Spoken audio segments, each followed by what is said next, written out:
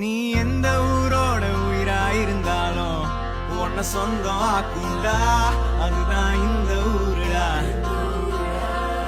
எங்க பீச்சு காத்து மேல பட்டா போதுண்டா, உனக்கு நல்ல ராசிடா, இனி நீ சென்னை வாசிடா. பாபா வந்து ஆட்டோல ஏறி பாத்தியா, அண்ணன் சொல்லு நம்ம ஊரோட வரலாறு கேட்டியா, மயிலாப்பூர்